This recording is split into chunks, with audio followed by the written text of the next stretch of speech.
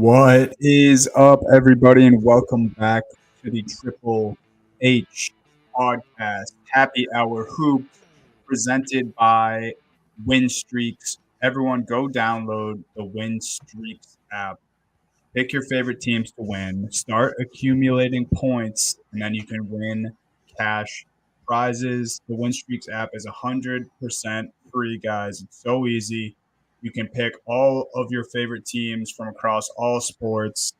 NFL, if you want to pick on the Super Bowl, NHL, college basketball is in the thick of it, NBA, obviously that's our favorite. 100 players win cash prizes every week up to $2,000. And the contest runs every week from Monday to Sunday. Once again, I want to reiterate this, guys. It's 100% free to play. So you're literally doing yourself a disservice by not having the WinStreaks app. If you think you know how to pick winners, because you pick those games, accumulate points, and win the cash prizes. Use our code HHH when you sign up in the referral code spot and download the WinStreaks app, guys. It's very easy. If you don't have it by now, not really sure what you are doing. We have a loaded show today. Some good stuff, some bad stuff, some crazy stuff that we're going to cover, but we're going to talk about it all. How we doing, Jake and Steve? We're doing good, man. We're doing real good. I want to give a shout out to Woj because we got breaking news again before the show started. So it's back-to-back Wednesdays. It's back-to-back Wednesdays that we have actually gotten news before we finished recording. I'm doing great, man. It's been a nice little stretch of games for the Mavs. I'm enjoying watching them. We had the Luka game, which we'll talk about later. Obviously. Luka and the Mavs had a nice little comeback win too earlier this week. So it's been a nice stretch for the Mavs. We're not going to talk about what the Mavs are doing tonight against the Timberwolves. They're playing the backups. That's besides the point. But I'm doing good. Enjoying some basketball, college basketball, really getting in the gear. And like I said, shout out Woj. We got breaking news, guys. We got breaking news. Out Happy Hour Hoops before we're done recording. Jake, you must be a little excited too. You're getting Garland and Mobley back for the first time in a while. About almost 2 months. Yep, Mobley came back Monday. Garland tonight. They beat the Clippers Monday. Beat the Bucks on Friday. It's been a good couple weeks. I'm still withholding all excitement about the Cleveland Cavaliers until at least the March 30th. There's no 31st in March, is there? I don't know. Whatever the last day in March is, that's when I will start being excited about the Cleveland Cavaliers. But I am optimistic about seeing Darius Garland come back. Who knows? He apparently lost a bunch of weight. Obviously, like you break your jaw, like you can't eat solid food for a while and stuff like that. So I'm interested to see like what he looks like and how much it's going to take him to get back in the swing of things. But hey, the Cavs have been rolling. Things are good right now. January Eastern Conference champions, maybe. The Cleveland Cavaliers had a great record. That doesn't mean anything, though. So that's where I'm at with the Cavs. That's a good spot to be, man. Yeah. I mean, I like that. I think just the allure of Garland coming back is enough to get reinvested halfway through the season here. But yeah, I was reading up on that a little bit too. He had his mouth wired shut during all of this. And couldn't eat, so he's working on getting his weight up, like Jake was saying. I'm sure he's gonna have to get his legs under him. You mentioned Mobley is back already, and the Cavs are looking good, man. I'll tell you what, I'm liking how much they've been beating up on the Bucks this season. That much I can say for sure. But Steve mentioned it at the top. We had breaking news, thankfully, to Woj before the show started. It's usually quite the opposite. It's about a half hour after we get off usually. And it's about a guy we're going to talk about anyway. Joel Embiid, unfortunately, is out for Thursday's game. So tomorrow night's game, if you're watching live against the Utah Jazz, and will receive further evaluation on his left knee. And this is just a lot of messy stuff involved in the Embiid situation because, of course, he got all the criticism about having not played the last 5 years in Denver. And people are saying he's shying away from Jokic, whatever the case may be. It's just the fact that he hasn't played in Denver since 2019. people are saying now that he sort of rushed himself back so he could avoid the critics and avoid people calling him soft or whatever it may be. And then he re-injures himself last night in the game, now has to get that knee reevaluated. So, I mean, all things in play here, right? He now has 4 games left that he can miss. It's not looking great for Embiid's MVP chances. And then if you're a Sixers fan, you probably don't even give a shit about the MVP. No. You're like, our big man. And Embiid doesn't either. And it's not looking good. Embiid doesn't care either, right? Because he might be muted, unless I just can't hear you. Am I muted? No, I can hear you. All right. Well, maybe I can't hear either of you guys. Oh no, Duddy. But what I was saying is Embiid, like, he doesn't even like care about the MVP. What he said, he wants to be in the best health possible for the playoffs. And you look at Embiid right now, and if you watched any of that Sixers Warriors game, I don't know if you did, Jake, and hopefully Dunny can hear me, but I don't know if you did.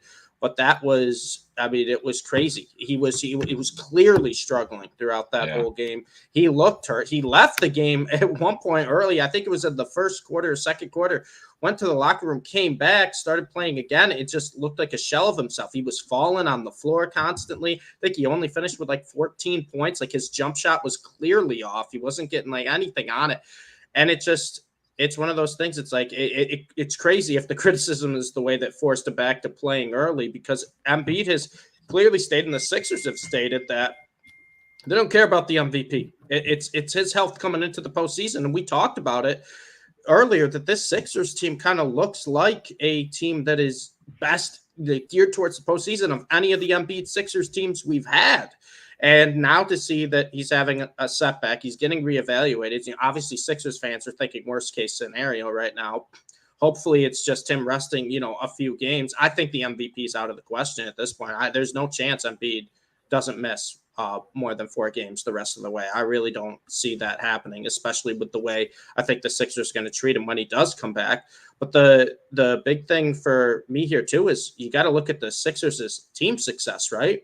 The Cavs are playing great basketball right now. The Knicks, who we'll get to later, are playing out of their minds. I don't know if anyone is taking out the Celtics in a 7-game series the way they look.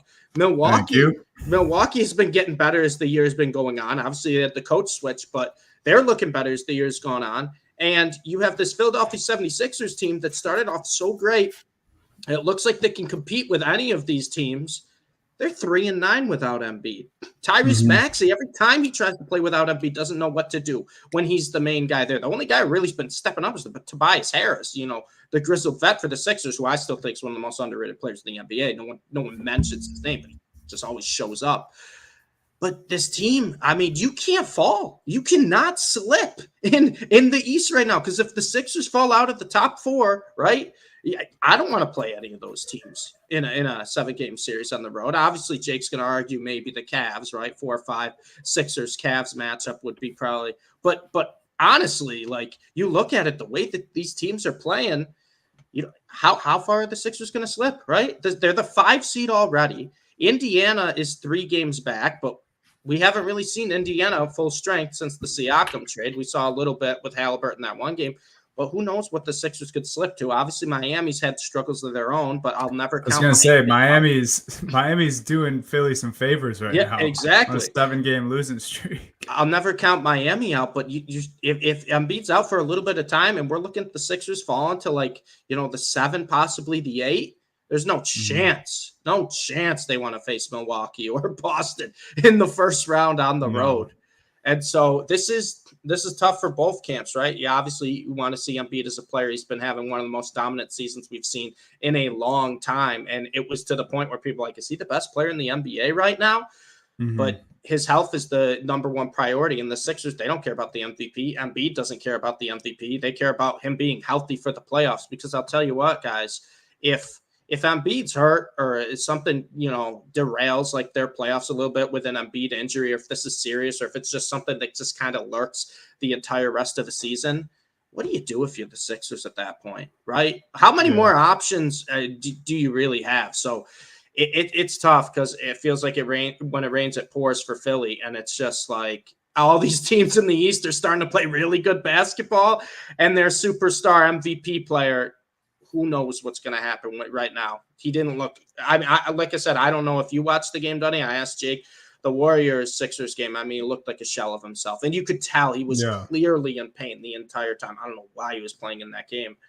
But this is honestly doomsday scenario for Philly. Because the East is getting better, and your MVP's hurt, and you have not played well when he's been hurt. It's not a good combo. Well, that's where I'm at. Like, the severity of the injury is the most important thing, and that getting reevaluated, a second opinion again does not. Those words. It makes it. Those it words makes me scare feel me. Exactly, because whenever I hear reevaluated for an NBA player, it means the first news was bad, and they need to confirm or deny whatever that first news is. Yeah. And like you said, I didn't see the whole game. I saw the highlights afterwards and everything, and he looked hampered, and it didn't look like a guy who's going to come back in a week or 2 weeks. And the thing is, like, Embiid's injury history, we know it. It's well documented that the guy has had trouble with injuries throughout his entire NBA, like literally since the beginning of his NBA career.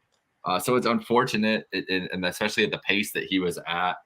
We're a larger discussion we're going to have at some point is about this 65-game rule and what it has done to players at this point, pushing through injuries, like a Halliburton who almost re-injured. Luckily, he's back, but re-injured his thing. I'm sure that was on his mind, trying to get all NBA and trying to get that Supermax contract to get to the 65 games. And just a larger conversation on where I'm at with this schedule is way too damn long.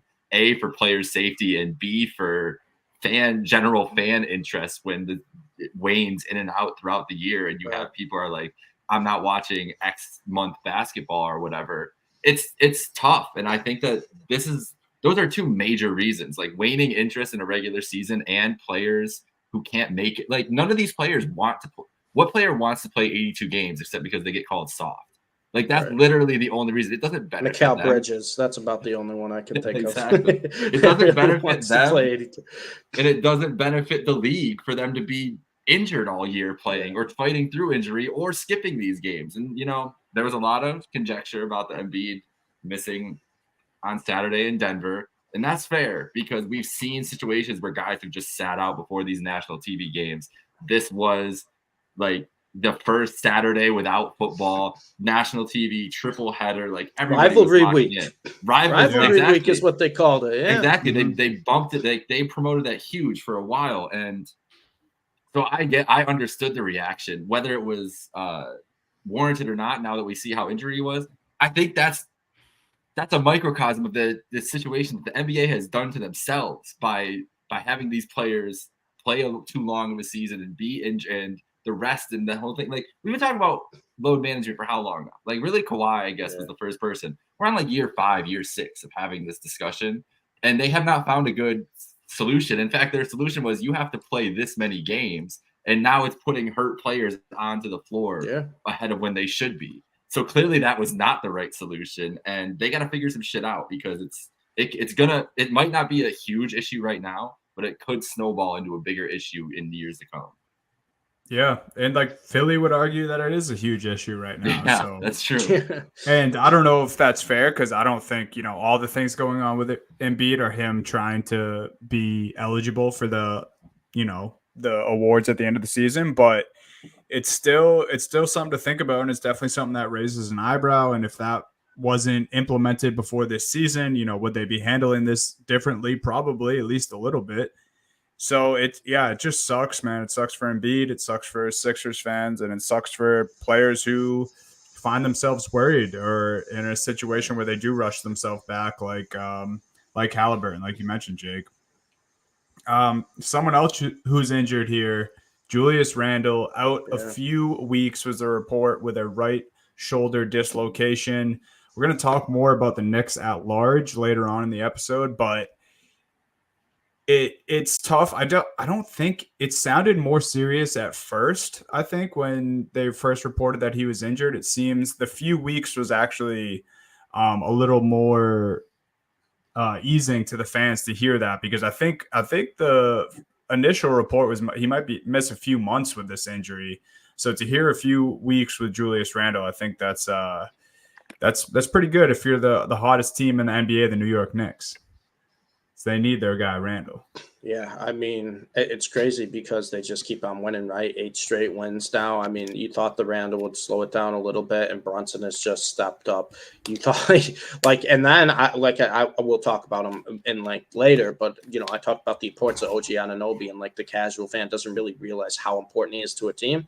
He missed the game last night too, and it didn't matter. These other guys are stepping up. I think Dante DiVincenzo had 32 points or something. Yeah. Jalen Brunson's looking like a true superstar. And like I said, I don't want to talk about too much because we'll talk about the Knicks later. But it's crazy that that's just kind of the New York Knicks mindset, next man up, and it's just. Everything's changed for the Knicks in this month and a half. I mean, a complete 180 from where I thought the Knicks were going to be till now, and that trade has obviously helped big time. But JBC, call me a casual. JBC out here saying Kobe White probably should be first team All NBA. Well, regardless, the New York Knicks, it's like they just keep. Guys who just keep stepping up. They've been dealing with injuries all year long, it feels like. And then obviously you have the trade, and now you lose Randall. It just doesn't seem to phase them right now. It's crazy the hot streak they're on. But hope for the best for Randall to come back quickly. And I'll be honest with you guys, the Knicks, very good chance they can push Milwaukee for that 2 seed. Yeah, the way they've been playing. I mean, yeah, very good chance. It's the middle, a little bit past halfway point in the season, and they are just absolutely rolling right now. I mean, you mentioned it; they didn't need a full roster last night, and it is kind of some of these other guys who are just stepping up out of nowhere.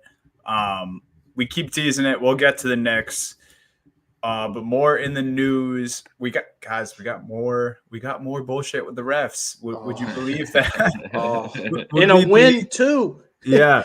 Would we believe that in 2024 that there's still ref issues going on? Anthony Edwards had his own run-in with the NBA referees, the NBA officials. He called them cheating ass refs. He to his point, and to be fair to Anthony Edwards, he did say he knew he was going to get fined for what he said. He in fact did get fined. He got $40,000 slap on the wrist for Anthony Edwards. Yeah, he knew it. He knew it was coming his way. He said it was like they were playing 8-on-5 against the Thunder. Called them cheating ass refs. And I mean, I know he was mad about plenty of calls, but there's a clear visual still image of him dunking the ball with the Thunder's player's hand wrapped around his forearm as he's trying to dunk it, and it wasn't called a foul. It was actually reviewed by the league, and they said it was marginal contact, not constituted as a foul. So I mean, yeah, here we are. But then if you see today the Steph video going around, because Ryan Russillo calls it out on Twitter, and it's like, what are you supposed to do? And the league has a full quote for that, and it's like, actually, this is a legal guarding position and all this other stuff. It's like, what are we doing here, bro? Yeah. Now we're just bending the rules. Calling here? We're bending the rules to save the referee's image, it feels like. We really are. I like that Anthony Edwards didn't hold back too, and it was funny too because it was one of those, everyone saw it because it was right after the game. He's still on the court, right? Getting the interview at the end, and they just won, right? They just got the 1 seed. Or overtook the Thunder. I think they were tied when they had the 1 seed. They win on the road, and Anthony Edwards does not care about that one bit. Right off the bat, just starts talking about the refs. And, like I said, no other league, this really happens. But I guess a little bit sometimes in football, but not to the point where Anthony Edwards, he knew. He was like, yeah, I'm going to get fined. He's like, I have to bring this up. And it's crazy because I feel like we know the NBA is notorious for stars complaining about calls. I get it. I understand it. But it feels like it's happening more and more so this year than any other year where, we've known it before, but it hasn't been this out there before where we have just every night, it feels like another instance of what was the ref thinking here and players getting visibly upset. I got to give Anthony Edwards a little credit for it, right? I mean, that's not an easy thing to do sometimes, especially when you're on the winning side, but he didn't hold back. And to have, one of the many faces of the league right now not hold back, definitely got to put the refs in a tough spot too, right? They're not putting up with their bullshit anymore. Who knows how much longer it's going to take? Yeah, it's I wanted to lump this in with the Anthony Edwards stuff too. Jake, I don't know if you saw it, but Max Strus got one of the most egregious texts I've ever seen the other night. He literally just handed the basketball back to the referee. Like he did it like fast paced, and maybe she wasn't expecting it. But to get teed up for handing the basketball to a referee, I mean, it was baffling. It's baffling. I saw the clip after I had already put this Anthony Edwards stuff in the doc, and I was like, we need to bring this up. Give some justice to Max Strus as well. It's just I don't know, like those, you miss a call and you maybe don't want to go back on what you initially said. I can sometimes understand that if you're a referee, but like giving out text for this type of stuff is almost worse than missing a phantom call at the end of a game. It's like you're just blowing your whistle to blow your whistle at that point, and then it ultimately hurts, the Cavaliers in this case, but whatever player or superstar it is that you're just handing out these technical fouls to just because you want to. So war on the refs continues. Well, I don't expect it to get better. That's the thing. It's like, is it going to get better this season? Maybe next season they'll have points of emphasis that they should change. But this season, no way. It's no way. And I'm worried about the Olympics, honestly, even for Team USA going over there. And you're worried about the Curry thing that Russillo brought up is such a great point. And I saw so many comments under it that were like, this is why we get worked in FIBA now. And it's true, because if you're expecting to go to the line because you run into someone who's kind of sideways and you make contact with them, that's never going to happen in a real the NBA is the only league that shit can happen. Mm-hmm. It is crazy to see. It's still jarring to me to see those kinds of calls happen in real time in the league. When you're like, what are you supposed to do when you're moving your feet? You're with the guy, you're stride for stride. You're not reaching for him. You're not initiating any contact of any sort, and he just bumps into you, gets a shot off, and you're in the wrong spot. You're supposed to get out of the way? It just doesn't. Right. It doesn't make sense, bro. What are you supposed to do? I mean, it literally will look like they're lower their shoulder and go for it. It's like, that's an and one. It's like, I don't really know about that. Yeah. If people want to complain. Inconsistency too, right? That's the big thing in the NBA. It's the inconsistency too. I mean, how many times? We've watched a decent amount of games this year. How many times have we seen someone go up for a contact layup, and they were clearly contacted, right? You could tell they fall on the floor. Defender hits them, no call, and then it comes down the other way, and it's just like a slight bump, and it's an and one. And the big thing too, and this is where I really get frustrated with the refs, and it happened in the Thunder Timberwolves game. Late whistles. Mm-hmm. The late whistles is what drives NBA fans and the players insane, because it's almost like they're like, it was contact. I don't know if it was enough. Oh, it was on. Oh, so-and-so, blow the whistle. What are we doing? And yes, Steve, you brought up consistency. Sometimes it's the opposite, though, where it's negative, or it's consistency that has a negative impact. So the Anthony Edwards play that happened the other night, I was watching the Celtics last night, and JT, I forget who was going for the layup on the Pacers, but JT definitely hit their arm. It was more of a grade, but he hit their arm while they're going up, called it a foul on the floor. Boston still had their challenge, and they were about to lose it because it was towards the end of the game. So they were like, might as well just use it. They challenged it, and they ended up winning. And even me, I'll be Mr. Bias anytime I can if it's for the Celtics. Tatum fouled them. It was a foul, but I feel like because just a few nights before the Anthony Edwards thing happened and there was marginal contact that wasn't considered a foul, I feel like that was the same thing that happened here. And they were like, okay, well, we have to stay consistent with what we just told the NBA world the other night. And then now you're ruining calls in a whole nother game where we should be addressing that you got a call wrong and then move forward and make the correct calls as you move forward. And it just doesn't even seem like we have that, which is just like a normal human response. You make a mistake and then you fix it the next time you come back to it. It doesn't even seem like we're getting that from the referees. So, 40,000 is nothing to Anthony Edwards, but I don't blame him for getting that off his chest. And Maybe it was just because of the cussing that he got fined, but I think he would have got fined regardless. So I don't know. I think that to a certain degree, if a call is that egregious, they should be able to speak their mind. He would have had to have gotten fined because he said, "I'm going to get fined for this." If they don't fine him after that, he was asking to get fined at that point. They were doing him a favor, yeah. But yeah, maybe it would have been 50 if he didn't say that before. Maybe they were like, all right, we'll give you all right, he's being nice at least. Yeah, but the war on refs continue. I'm sure we'll be back here next week with a similar story. Something cool that we have in the news here: Steph and Sabrina at the All-Star Weekend. We have the first ever WNBA player versus an NBA player, and I mean, we haven't heard, much about the details, right? I think Sabrina shooting from the WNBA line. So, Steph from three. That was original, right? Sabrina was going to use the WNBA ball from the WNBA line, Curry NBA ball from the NBA line. And then, of course, because we're in the keyboard warrior era, everyone was just ripping on Sabrina the whole time. Half these people, not even half. I'm not even going to give them that credit. 90% of these people probably never even watched when Sabrina had 37 points, the all-time record in the 3-point contest last year, where she made two misses. I think two misses the entire run, hit her money balls. And I believe she had like an Instagram story or whatnot, with the announcement. She said, I'll shoot from the men's line. So we'll see. We'll see if she shoots from the WNBA or the men's line. But I love that she said that. But I think this is really cool. I really do. You guys know I've always loved the WNBA. I've always loved watching the Aces play. And like I said, in the summer, once the NBA is over, like you can watch some quality basketball games.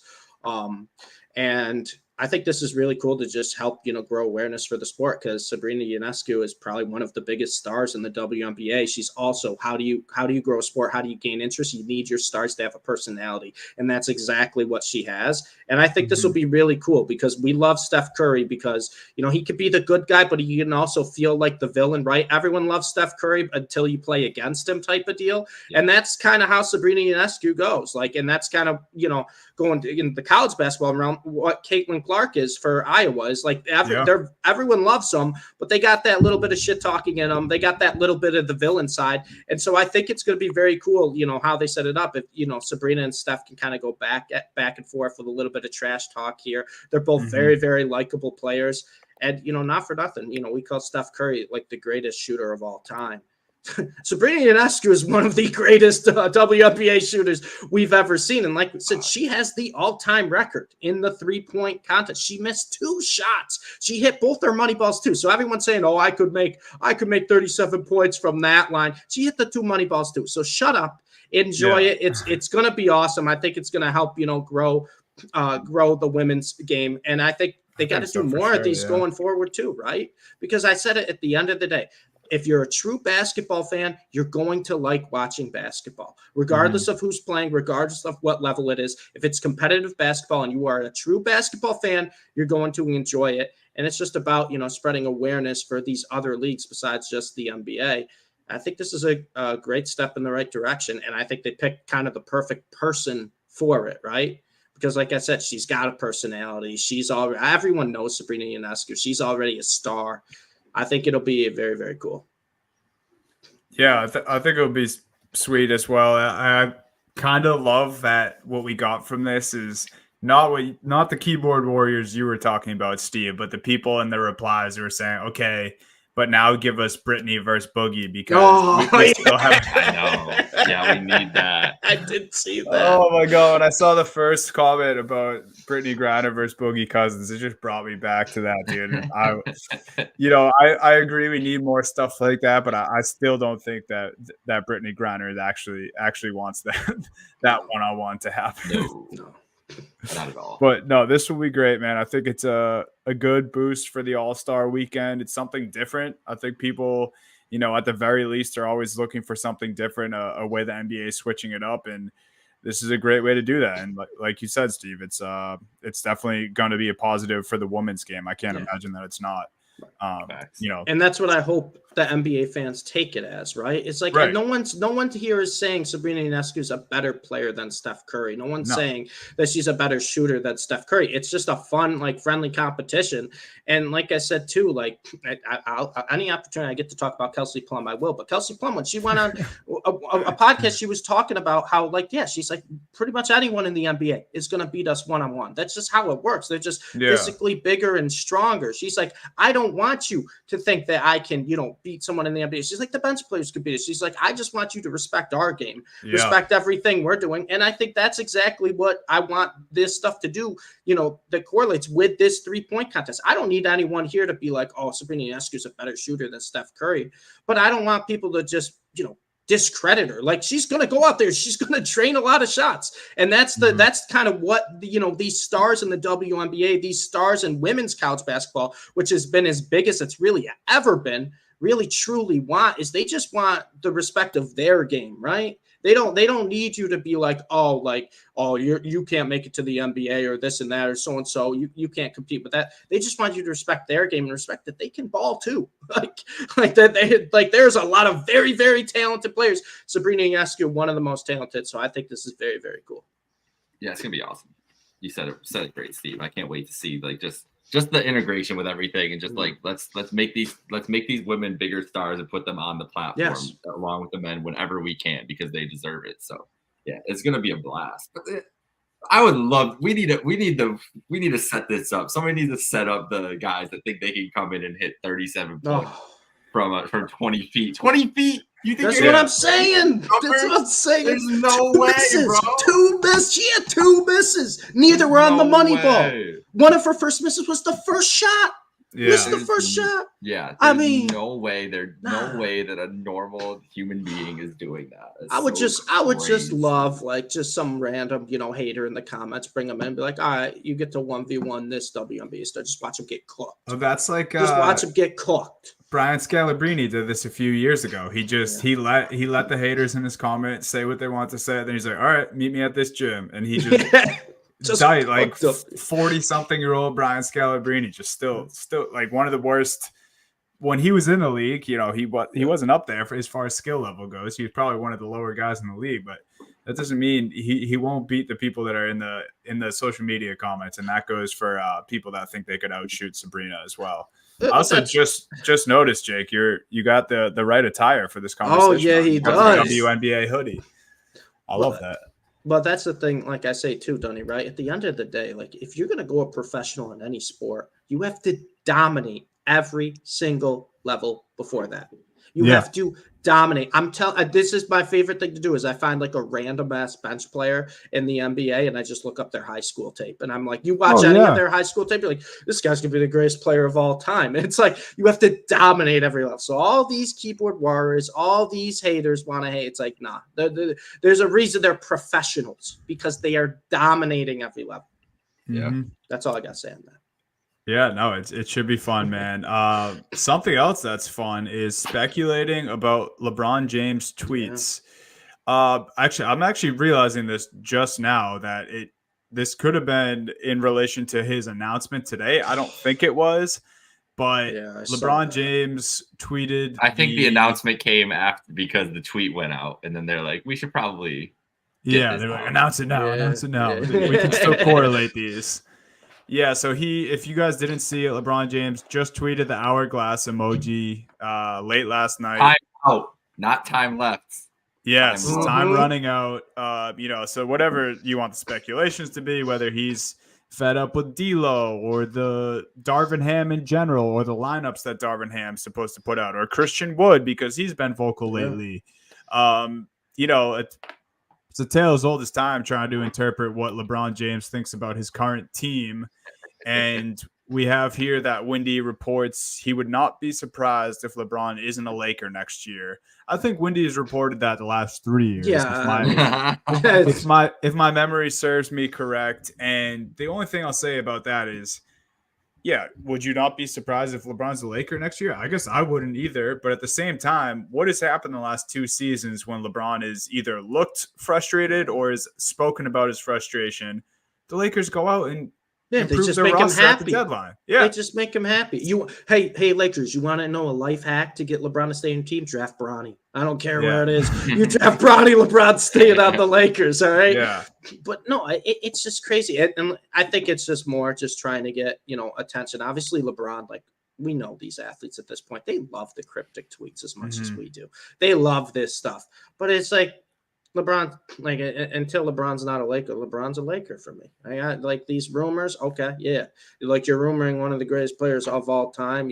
Is unhappy in this situation because they're not winning. Shocker. End of career. Yeah. End of career. Lakers are struggling a little bit. End of LeBron's career, and he's still putting up numbers that I didn't think were possible. Like some of the numbers, the game he had against the Warriors in double OT to win that game. I mean, my God, man! Like this stuff's not making sense anymore. What he's doing at this age. So it's like any chance anyone gets a chance to talk about LeBron and be like, oh, there's rumors here and there. They will. They absolutely will. I was watching that Lakers Warriors game at the bar. Insane. And I was getting tired. And here's LeBron, 38 years old, playing 40-plus minutes, and he wasn't even tired to finish the game. Man. LeBron and Curry playing like it was Game 7 of the NBA Finals. I could not believe it was one of the best regular season basketball games I've watched in a while. Oh yeah, a long and time. Curry afterwards going up like, how do we keep pulling these off? Like, LeBron, they know what they're doing. They know what they're doing. It is the classic LeBron angry at his team kind of playbook, right? The cryptic tweet. Yeah. He was about to lose it and cut himself off, or was cut off by a media member in the thing last night. He was about to go off either. And he thanked them for cutting or the players. Yeah. And it feels more directed at Darvin Ham. There's also a video today that's circulating around of LeBron rolling his eyes at a play getting written up by Darvin. And the thing is that he doesn't have the sway that he used to have. Like the Lakers are the Lakers. Like Jeannie Buss is she's been very adamant that she's not going to let LeBron just like dictate everything they're doing, even though he's gotten a lot of leeway and gotten to choose a lot of things. Like they've put lines in the sands multiple times with LeBron, and he can't opt out of his deal this year. And so when you're looking at it, like that's the only thing that's interesting is now that he's actually coming up on a free agent year, and we've seen him leave and bolt for places afterwards. Or if he's just really tired of this situation, what if LeBron asked for a trade 2 weeks before the deadline? Like, what if he was like, send me to the Knicks, or send me to Miami, or wherever, or Philly, like whatever, like any of these contending teams that could. If he gets sent back to the East at the deadline, I'll be so fucking pissed. What if the Cavs bring him home, bro? You have no idea, bro. Especially if it was Miami, bro. Oh my God. I'd build myself a bunker, dude, and just watch the games down there.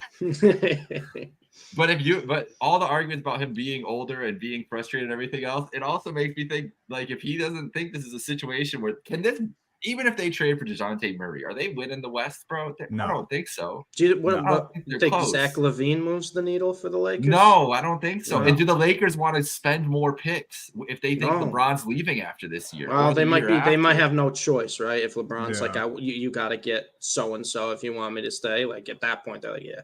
The picks are expendable at that point. Or you try to tell him, like, hey, if we can get you out of here. That'll work. The thing is, he has to make the decision that I think he has a no trade no matter what. I don't know if he does. Actually, I don't know if he actually has a no movement on this deal. I would hope he does. Imagine they traded with the Wizards. Like, screw you. All right, thanks for everything. Have fun in Washington. Not with you. LeBron, you are a Piston. Hey, this guy Monty Williams said he really wanted to coach you. Oh, no.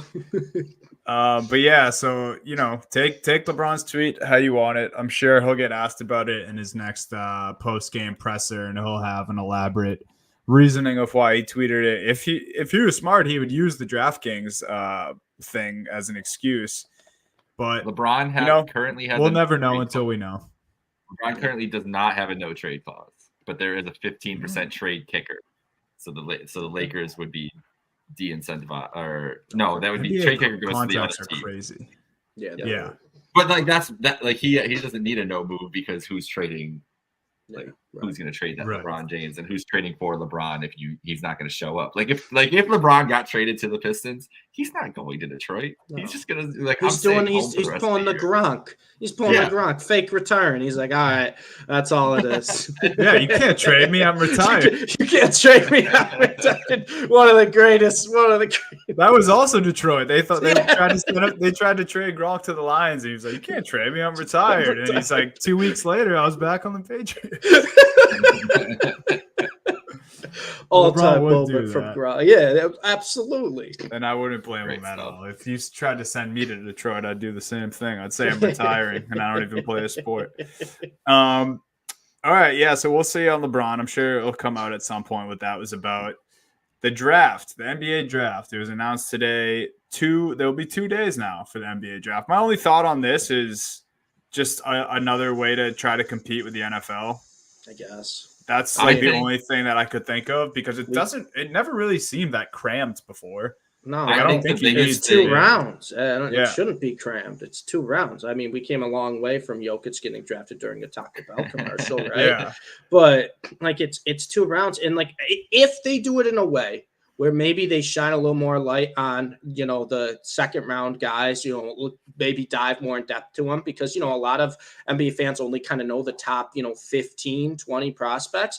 I think that would be cool, but that's a good point. There's no need for it. I think it's cool if they really dive into these prospects, right? Because there's nowadays, right, in the NBA, I got to think of it this way. There's a ton of guys who are playing overseas. There's a ton of guys playing in the G Leagues, right? And if you look at the round 2 guys, you will see that, but you will also see, too, there's a lot of guys at smaller college basketball schools. And I know I watch as much college basketball as anyone, and a lot of these guys, I kind of know, but a perfect example is Jalen Williams for the Oklahoma City Thunder. Mm-hmm. He came out of Santa Clara. Not many guys are watching him play college basketball. And then, about a month into his rookie season, we're like, this is one of the best rookies in the class.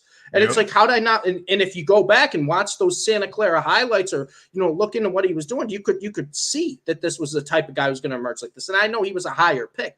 But my point being is that I think nowadays there's just so many unknown, players in draft classes because of overseas, because of playing in other leagues, and like I said, because of, smaller colleges, that not everyone really notices them. And it's kind of different than previous years in NBA draft classes. So if the second day is to maybe shine a little more light on it, I like it. But if it's just kind of a short rinse and repeat, I'm not here for it. I think that's a great point. I didn't think about spotlighting the play, and they should have more time to spotlight everybody. They should, they should change the coverage. My first thought was they're going to add a 3rd round at some point, because now they have the G League Ignite teams and everything that are tied in, and to get more players under team control right away, and because there is like you said, there's such an influx of international guys and all the college guys coming in, like more opportunities, more players that can say they got drafted. All that is good stuff for the league and everything else. Secondly, this is for trade season, I think, more than anything, because now instead of the draft all being one night, and we think about all these trades going into draft night and all the possibilities, that's a lot of work going on if you're trying to work the phones for 2 nights and try to do it. So you do one night, you talk about some deals, you're on the phones with the GMs all night, you get a night to sit on it, go a whole next day to then go into day 2. I think that's what they're thinking about, is for their more big time trades, or not even big time trades, smaller time trades too, but just because it's allowing the GMs in general. Exactly. Because the GMs are all together and they're all going to be in the same spot, that you will allow to have that kind of movement. And that's what the NBA wants going into free agency, is the trade rumor machine tilted as high as it can go. So that was my thinking, was it's going to allow more trades, because there's just going to be, like, NHL draft has a lot of day 2 trades, like right off the bat, where a bunch of things get made. So, and I think it's probably a combination of what both you guys said, because honestly, during this conversation, my brain just keeps going back to something that Brad Stevens said in the summer. He basically just kind of told the reporter that, look, 2nd round picks are more valuable than they ever have been. And that's kind of what Brad had done on the last, 2 or 3 trades. I think he brought in guys that he wanted to bring in, but also accumulated 2nd round picks. And he's like, we're going to put these to use at some point, whether it's, piling these 2nd rounders up to trade up, or like Steve said, there's guys that are just talented as hell now in the second round because that's how good this league is. And that's just how good the talent is across the entire NBA. There's guys coming out of college that get overlooked because the talent levels are so saturated. And then you have this gem in the second round. So, and the players overseas, there's so much overseas talent now. Just people that we don't even see at all, not even overlook.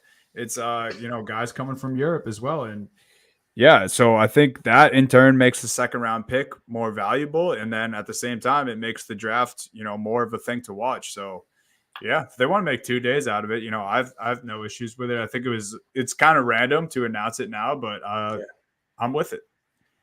Yeah, I mean, I'll watch it. I'll tune in. I'll be watching. It's going to be the off season. I'm going to want something NBA related to watch. They got me. They got me. I will have the NBA draft on the big screen and like Cubs Brewers on the small screen with some 5-inning bets or something like an ideal summer night right there. Exactly. All right, should we get into the superstars that just what happened?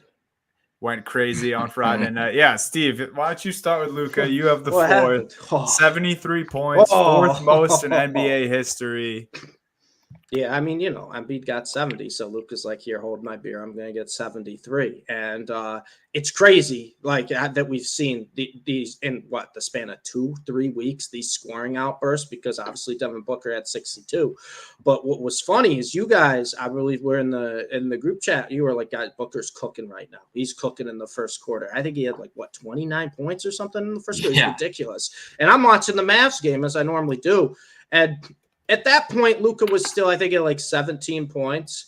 I was like, oh, he's playing kind of well. I'm like, oh, Luka's he's still playing pretty good. It felt like one of those nights, right? His first couple threes just went in pure. I was like, it felt like one of those nights. And I don't know what the Atlanta Hawks were thinking, right? And they just didn't adjust. They tried every different option on defense to guard him, but they refused to double the guy. And it's like when a guy's in his bag like that, what are you thinking? They didn't double him until probably 2 minutes to go in the fourth quarter. But regardless, it was one of the greatest offensive performances I've ever seen. He had 73 points, 10 rebounds, 7 assists, 25 of 33 from the floor. 25 of 33 from the floor. He hit 8 threes. I believe it was 8 of 13 from downtown. I mean, it was just anything and everything he was making. It was an absolute joy to watch, especially because it was in Atlanta. And it was, one of those where everyone's like, oh, this was a trade that worked out for both sides. When Atlanta did the Trae Young-Luka swap, for him to do that in Atlanta was just fantastic. I mean, they were stubborn too. Like I said, they were just trying to guard him one-on-one. They were switching who was matched up on him defensively, but it did not matter. It was an absolute blast to watch as a fan. It was an absolute, blast to watch as a Luka stan. And it was just one of those, games where I think he was at 40. I want to say 41 points at halftime. I can't remember the exact number. I want to say it was 41. But it was one of those games where I watched it from start to finish and probably, his third or fourth basket. I'm like, he's going to do something tonight. Like, I know everyone was going off about Booker, and I was like, he's going to do something tonight. I did not think he'd get to 73 points, right? Yeah. But, incredible. Oh, man, dude. And it's just crazy now, right, how offensively talented these guys are. And I know there's people complaining about how teams play defense now and that no one's really trying. And I will give you the counter argument that I just think that these players have gotten so offensively, talented and gifted with all these different, tricks they have in their bag that what can you do to play defense at some point? I mean, there were Luka, for the most part, wasn't doubled too much that game, but there were times where he would still make it, where there'd be 2 guys on him. It'd just be the turnaround fader, and he made it. I mean, you watch Luka's 3-pointers. He never has a catch-and-shoot wide-open 3-pointer. All his 3-pointers are that slow, your little step-back fade, guy in your face, and makes it anyways. And when he makes the first couple, you're like, all right, he just has it tonight. And that's what I say. And I'll bring up Embiid's 70-point performance as well. Embiid is just gifted offensively. You watch the way he scored in that game, is scoring every which way. These guys just know how to score, and there's just so many different options they have. When a guy starts cooking like that, what do you do to stop him? And there will be people complaining about the defense in this league, but let's not act like Wilt Chamberlain has half of the most points scored in NBA history. Allegedly. Right? Allegedly, yeah, right. No one saw his 100-point game, right? Luka third all time, maybe. I'm not saying it was. I'm just saying that it's crazy that, you know, we are in a league now where there's so much talent across the board and these guys are still putting up these types of numbers because everyone's getting stronger and bigger, but the defense just has no answers. I mean, you've done it. What the Celtics have last night, 80 points at halftime. I mean, when a team just gets cooking and everyone now in the NBA, if you're going to play good minutes in the NBA, you got to shoot from anywhere on the floor. And there is maybe 3 or 4 examples of guys that just can't really shoot or kind of a liability offensively that play significant minutes. That's no longer like that's the case now. Everyone has to. Luka's 6'7". He's a 6'7" guard. We forget about that, right? Yeah. Talking about Magic Johnson, who was 6'9", is one of the bigger, you know, point guards ever. He's 6'7". The dude's strong. Like, people forget these things. It's just physically gifted. It was interesting. I was reading Donovan Mitchell had a one-on-one today in The Athletic. And one of the things he mentioned is they were asking about, like, oh man, like you've become a better facilitator. You're averaging more passes this year. You've got your biggest assist games and everything. And he's like, listen, I don't think that I think there's not really many pure point guards left in the league. He's like, there's Chris Paul. He's like, Halliburton, I guess, kind of sounds as that. He's like, but everybody's just a scoring guard. And that's the thing with Luka. Like, Luka, obviously, he can dish. He can make great plays passing the ball. But he's a scoring guard. Like, that's what he is first. And his passing and playmaking comes off of that scoring ability because he's he's in a triple threat scoring position almost every time he touches the ball. And you have to account for everything. I will say the one thing, my old man on the cloud thing that I will go, it's not about defense. No one's going to play defense in 82. If you want actual defense, make it 60 games and people will play defense because it's just the wear and tear. They need to get rid of the corner 3, bro. I'm so they need that line to go into the corner because that shot is too easy. It's too easy for college kids. Like, I'm like, even watching college games, like, they're just kids that just stand there the whole game and it's just a layup for, like, those kids are sitting there in practice all day just shooting that shot and getting good at it because eventually it's a layup. And I think that would open up the game so much more in a way that, like, allows defenses to kind of defend easier because that shot's a cheat code. And to have to try to defend it is damn near impossible. All you got to do, just put that line right into the end of the corner. You can't stand in. There will be a spot like that you're almost in the corner that you'll be able to stand by. But I feel like that's like the only, like, I don't want to hear about defense or anything else, whatever. But with the way the 3-point shooting is now, I don't think they need to move it back. I don't think that helps anything because people are just going to get deeper range. Yeah, I think you need to change up like how it is approached, and that would do more for that kind of conversation anyways. But these guys are more skilled than we've ever seen before. Like, Dunny, there was a video of the kid at the Celtics game that was chucking the threes. Like, yes. Do you remember how hard it was to shoot a 3-point shot when you were like 8 years old? I never thought about going back, especially at the TD Garden, man. The TD Garden at an NBA line too, like not a high school line, not at your park. Like, he shot that shit with confidence, bro, and then like did a little walk doing now. Afterwards. That's the thing is like that's how the game Steph Curry. It's 100%. Steph Curry. Like, I'm not joking either. Like, everyone wants to shoot the 3 because of Steph Curry. Yeah, 100%. So it's like it's I don't think it's a bad thing, man. But we just you gotta, like, the game's gotta catch up to it too because there is it's you gotta have like ebbs and flows with it. But that's what it is. Like, the guys are just more like, we just have better shooters. There's a generation that are just all better shooters than there were in the past because there's so much more of an emphasis on shooting deep and shooting the ball and shooting quick. Steve, quick, and everybody having that ability, like you were saying, Steve. Like, you can't be on a basketball court on the NBA unless you're 7 feet tall or you can shoot from deep. Like, otherwise, you're gonna have a really hard time making it in this league now. Yeah, and that's the thing, right? It's like these teams are so offensively gifted, and obviously, like, because of Steph Curry and the Warriors kind of proving too, right? It's like, oh, you know what? We'll just shoot 43s a game and see what happens. We'll just shoot 40 plus times from outside the arc and see what happens. And that's what's happening in these games because these guys are all talented, right? I said this earlier in the show. When you're a professional, you have to dominate every single level of basketball until you get to the professional level. So it's very easy for a team to tell when the guy makes his first 2 shots, oh, he's locked in. Let's give him the ball, right? And these NBA teams, they're playing 5-out offensive strategies now. I mean, Dunny, you know it with the Celtics as good as anyone.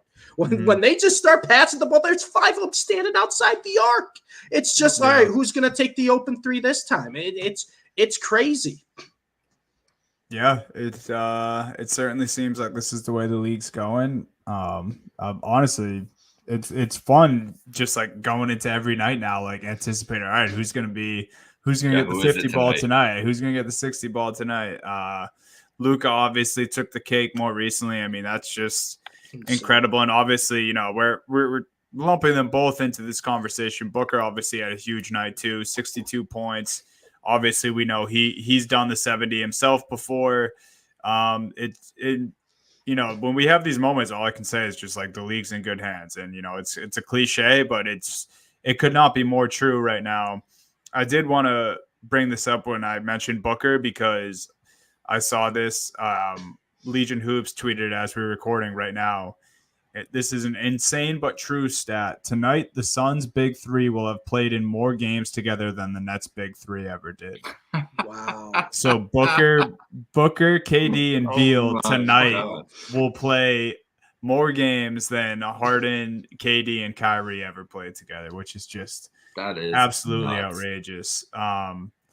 Yeah, man, shout out scoring the basketball, and I'm excited to see who the next 60-point game is because I Give me a prediction. Give me a prediction right now. Who do you think's scoring? Donovan Mitchell tonight against the Pistons. That's pretty good. It's possible. I would love to say JT, but the Celtics offense is, you know, it would have to be a night where like JB and Porzingis miss, or, you know, at least 2 of the starters are out. I think it might be Giannis. I'm going Anthony Edwards. Anthony Edwards. The manager just talked about the refs and got fined. We saw it before. The T-Wolves would feed a guy when he was hot. Yeah, that's true. I think Ant-Man has a big game in him soon. I like that. Someone we didn't mention who could easily be thrusted into this conversation as well, and we said we were going to get back to him, guys. Jalen Brunson and the New York Knicks. We'll end the show with this topic here because they are the hottest team in the NBA. Yeah. 8 straight wins. We talked about it at the top. It's Jalen Brunson. It's without Randall last night. It's DiVincenzo stepping up. Josh Hart had a triple-double the other night. First career triple-double. Yeah. It's just like this team is just, I don't know if it's just the right pieces or the vibes or everything all at once. The New York Knicks are special right now. They brought Taj Gibson back on a 10-day. The New York Knicks fans were chanting, "We want Taj" last night at the end of the game. It's just like nothing can go wrong in Madison Square Garden. Nothing can go wrong for the Knicks at the moment. And honestly, I'm happy for them. They found their identity, man. Like I said, people did not realize how they gave up a lot. RJ Barrett and Emmanuel quickly to get OG Anunoby. They gave up quite a bit, right? People didn't realize it. It changed their identity. Their defense, I believe, was like 24th or something in rating before the Anunoby trade, and since the Anunoby trade, first in defensive rating. Their record since the Anunoby trade, first since the trade. I believe the plus minus, I think they are first in as well since the OG Anunoby trade. I mean, it's crazy, but he gave them that identity, right? And now it's not like you're kind of like worried of who's going to step in an offense, who are we going to play. The Knicks have their guys they know. It's Brunson is 1, Randall is 2, and then it's everyone else kind of fills in, and they just have that identity now. They're back to those defensive New York Knicks styles, and also too, like, I know other guys have been stepping up, but I think we still have to give Jalen Brunson his flowers, man. I mean, first off, it's and we can dive into this some other day, but it is a disgrace that Damian Lillard is an all-star starter. Makes literally no sense. It makes no sense. Terry Rozier was having better numbers than Damian Lillard this year, and they gave Damian Lillard. And I have nothing against Dame, but an all-star starter over what Brunson's doing. Second, too, I mean, this is like I didn't think Brunson was going to step up the way he did, right, when he was traded when he went to the Knicks after the Mavs. I was like, yeah, Brunson's been good on the Mavs. I don't think he can be the guy consistently. Hand up, I was wrong. I mean, this is we're talking about one of the best point guards in the NBA. This is a guy, like, if you haven't watched a lot of Knicks games or something this year, just watch. Just watch Jalen Brunson, what he can do. Because he's one of the few undersized point guards in the league right now, and that he plays like he's 6'8". He really does. He plays like he's 6'8", and it's incredible what he can do. Obviously, having Brunson and Hart with that college connection, and DiVincenzo too, I guess. DiVincenzo, yeah. You have that, college connection. I mean, it looks like they love playing together. It looks like they're having fun, and it's it's incredible to watch this team because, like I said, OG Anunoby just does the things that you don't really notice in the box score. He's still putting up good numbers right now. I think 15, like 4-4 in his 14 games with the Knicks, but it's those little things that just help everyone around him. I hope Randall can come back soon from his injury because I'm telling you guys right now, the question is, are the Knicks a true contender? I think so. I really do. I think they're going to be a tough out against anyone they face, and man, dude, I honestly want to put him as the second most dangerous team in the East right now after the Celtics. I really want to put him over the Milwaukee Bucks. I think Giannis is the only thing that's holding me back because I've watched him single-handedly win playoff series, and obviously now having Damian Lillard, who's one of the most clutch shooters in NBA history. But man, that's right. All you're missing is Sadiq Bey. Yeah. That would be a great little addition. They could bring him in at the deadline. He's on the block. He has been the last couple of years. Steve, I don't think that's that crazy of a statement to say they're the second most dangerous because, we've seen other teams, every season, right? Teams have win streaks. They go on runs like this. This seems different. Like they have the wins that are stacking up, but like they have the swagger at the same time. They playing smash mouth basketball. Brunson is walking on water, it seems like, every single night. And if you're just looking at the stats, go watch a Knicks game. Go watch Jalen Brunson and how he's putting up these stat lines. He's bullying other point guards that have like 3 inches on him, backing them down in the post. He literally reminds me of 2016 Isaiah Thomas, but like on steroids. It's just like he like defies the odds when he's out there. I mean, we talked about it. It's a bummer for the Knicks that Randall's out for a few weeks. I don't know if that matters right now. I think they're that good, and OG Anunoby, what Tibbs is able to do with OG on the defensive end. I mean, he must be in heaven. Just the different sets and different looks he can give other teams. He's just shutting down anyone they're putting up against him right now. I mean, like you take anyone's best player go up against OG Anunoby. Look what they've done. Look at what stars have done against the Knicks lately. It's crazy. And honestly, I'll say this because I was unfair I think Knicks fans were unfair to the team last year. What they were doing to the Randall posters and stuff. I hope either those fans left when they did that and aren't Knicks fans anymore, or have changed their tune because, that's what sports fandom is like in a way. But they better be happy with what they got now because less than a year ago, you guys were ready to burn down this whole franchise. And now you have one of the better teams in the NBA. So I can't say enough good things about the Knicks right now. It's scaring me how much good things I'm saying about the Knicks, but I will say I agree with everything you guys said. I do think that I'd put them ahead of the Bucks. The Bucks are not going to haven't proved they can play defense yet, and now Doc Rivers is their coach. So as a playoff team, little worried about the Bucks. Can't trust the Cavs over the Knicks after we saw them get bullied by them just a year ago. Philly, we talked about them earlier. Don't know what the Embiid situation is. Julius Randle still has to show up in a playoff series for them to be a true contender. And that's the thing we're waiting on. Like, and maybe this will be the year, but he's done this so often now but the thing is, everything you said about Brunson is, I mean, I never thought Brunson would turn into like prime James Harden. Like that's what he like it's crazy. And he's incredible to watch. He's like, I've watched way more Knicks basketball this year than I ever would have thought going into the season, but they've been one of my favorite teams to watch even before the Anunoby trade. Now, obviously, you guys know I'm locked in with OG there more, and they've been amazing to watch. And I would be a little bit scared, Dunny, if I were you. Not completely scared because it feels like the Celtics are going to run away with it compared to these East teams. But we had a question here, and I'm going to direct it to Steve. We talked about a couple guys last week. And when we were talking about the draft, but Black Duty 100. So what do you guys think the top 3 prospects are? And I know we talked about Cody Williams, who I think we'd have high on that list. I don't know if he's in the top 3. It's tough to say because it's constantly a lot changing. of international players too right now. 4 of the top 5.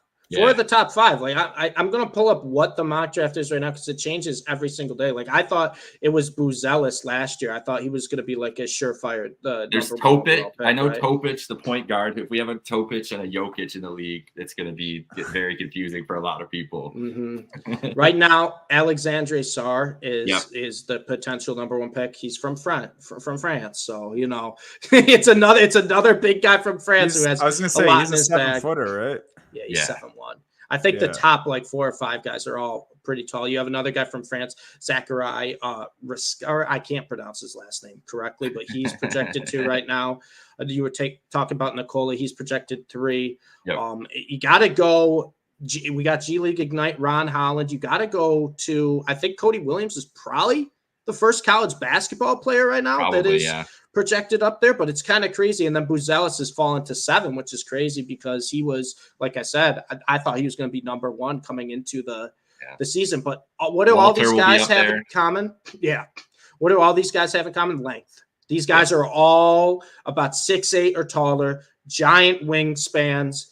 Some a little more offensively gifted than others, but it's tough to say because I'm gonna be perfectly honest with you. I haven't watched a lot of the international players. I really haven't, because that's usually what I do when we get closer to the draft. More scout time for that. But right now, I've just been watching a little bit of college basketball. I love the Colorado because, like I said, they have 3 probably projected top 25 picks. Cody Williams being the big one. Kentucky's got a bunch of just stars. Man. He is electric. He's electric. How about Zach? The fact that Zach Edey is going to be a lottery pick or near the lottery is insane. And I know that he might drop down when you get through the process and everything, but it is like you could see a team where they're just like, this is just a guy that's going to be a problem for teams to deal with like every night because he will be. He's not going to be like. I don't think he's going to be a superstar. It's not going to be a world beater, but someone will take him though. I think he'll be end of first round. Someone will be like, I'm going to take him. I really do. I don't think he'll get up to lottery. But I think someone will be like end of first round. I'm going to take Zach. It's with that guy, like the whole criticism of him, right, was he doesn't have offensive talent. And now he's starting to show it a little bit with Purdue. But it's also like, is it just because he's that much bigger than everyone, right? But he is moving a lot better than he has a couple of years ago. And I'm talking about not like movings and running up and down the court. I'm talking about just his like dribble moves and just how he's moving under the basket to, get open looks or make those contact layups. So we'll see, but it'll be interesting because, like I said, 4 of the top 5 guys are not in college basketball, and that's why it's just so different than. I was going to say that goes back to our 2-day NBA draft conversation. It kind of ties it all together right there. It's everything we're talking about. There's guys from the G League. There's guys from overseas who we haven't even got a chance to see their game, but they're already projected to be in the lottery. It's just like this is how the world is going with basketball talent. The sport grows more and more every day, and then we end up in situations like this where it's just like oversaturation, but like in the best way possible. I will say if you do like NBA prospects, 2 college teams you want to watch are Colorado and Kentucky. They each have 3 that are probably going in the first round, and it's a lot of fun to watch both those teams go at it because when they're at their peak, I think there was one game Kentucky I think they had like 70 points or something like 2 minutes into the second half. And it's been a fun college basketball season. If you've been watching from start to finish, especially since conference play started, there's every night there is an electric game going on and great basketball going on. Like I've been having a lot of fun watching college basketball this year. Especially I'm going to the gym, you only got the certain options to put on. So if I'm missing like the first half of whatever NBA game I want to watch, it's like, like the other night, Duke, Virginia Tech watch. It's like, all right, I'll lock into this for a little bit. It wasn't as good of a game as you were hoping for, but hey, like there are games every night there that you can go out and find in the college basketball world if you're back into it. I feel like it's like we went through a little bit of a lull in college basketball from like national fan perspective, but now with NIL back, guys are staying for second years. Like with Duke, you got all the sophomores back there and everything. And that's all you really need is like you don't need everybody, the senior guys. But if you get sophomores and juniors coming back, it helps that interest in those teams and everything. Agreed. It's been a great start to the basketball season. I know you've been loving it, Steve, too. Oh, yeah. And it's only going to get better. And like I said, eventually maybe we'll start talking a little bit about potential Final Four teams and the teams to look out for, especially prospects, too, because I'm glad the question was brought up. Because like I said, there's just so many names right now that, people probably don't recognize. Yeah. A ton of college basketball names. But these international players, like I said, it's been changing every single week. There's a new one as projected first pick. So the Final Four is going to be tough to predict this year. It's if you're looking at like the projected seeds right now, I'm like that 4 seed could be the 1 seed in a month. Like the way that these teams are all playing each other and going down every week. A lot of solid teams right now. I think everyone's sleeping on Kansas right now. Couple nice bigs. McCullough is the kind of that star who's emerged for him. Dickinson getting more comfortable and everything. Mm-hmm. I do think Kansas is a team people are kind of sleeping on. Is one of those. They'll probably be a 2 or 3 seed, but not like a chalk pick to win it all. Go to the Final Four. Saturday afternoon, 4:00 Eastern. Oh, Houston the slate this Saturday. The slate this Saturday is stupid good. But that's the one right there. That you got Kansas and Houston. Houston's getting involved in that Big 12 play. Has been really fun to watch now. That's going to be the biggest test so far going into Allen Fieldhouse.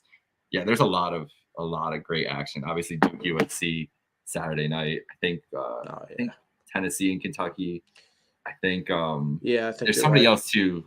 I can't remember who it is. I can't remember who UConn's playing. They might be at Georgetown. There's probably a Pac-12 game too. I'm guessing there's got to be one. Yeah, a lot of ranked matchups Saturday. We're right in that thick of it, man. That's the time. If you've been missing football on Saturday or been watching football on Saturdays the whole time, just lock into ESPN and CBS for 12 hours on Saturday. Noon to midnight, you'll be good. Yeah, exactly. Yeah, so we love the hoops this time of year, man. It's crazy that we can. I love how we just went from talking about the Knicks to the Ignite to overseas guys to the slate of basketball on Saturdays, and I am really hyped for Saturday. I've been looking forward to this Saturday for a while. It's nice, man. If like you said, if you're still itching for that fix to sit on your couch and watch sports all day, you still have it, man. We're in the best time for basketball right now. So I think that'll do it for Happy Hour Hoops. Thank you guys for all tuning in. Remember to download the Win Streaks app. Use our code HHH for the referral code. It's 100% free to play. No deposits ever. Accumulate points. Win cash prizes, guys. It's super easy. Download the Win Streaks app, and thank you for listening to Happy Hour Hoops. Got any picks? Either of you? I did only college basketball today. I did only college basketball. I had a couple chalk picks. I want to make sure the 7 o'clocks haven't started yet. Okay, so 3 of my picks have started because they were at 7 o'clock. But I'll give the 2. I got Evansville at home against Illinois, Chicago. Okay. And then it's not a lot of points, but I like Kentucky at home against Florida. Like I said, you want to watch prospects too? Like the NBA, watch this Kentucky team. Because when they get going, oh boy, are they fun. Yeah. Oh, yeah. I like the Rockets at home against the Pelicans. 45 points. Slight favorite there. Okay. But I'll take the 45, the good chunk there. That's what I'm looking at. I like the Brooklyn Nets tonight against the Phoenix Suns. We just talked about the 2 big threes there. I like it. I like a little upset here. 62 points there. Ooh, that's not bad. Not bad. Cam Thomas has been in his bag lately too. Oh, I'm going to take the San Jose Sharks too. No, bad idea. Points. Bad idea. They're playing. Bad idea. No, listen. They're playing the Anaheim Ducks. Those are the 2 worst teams in hockey. So I'm just taking. All I'm gonna say is this is why we're a basketball podcast. Sharks are probably gonna lose like 5-1. They're so bad. They are so bad. They're so bad. It's a bad team, but I'm picking them. It's happening. All right, that was our 30 seconds of hockey talk. Thank you all for listening. Later, guys.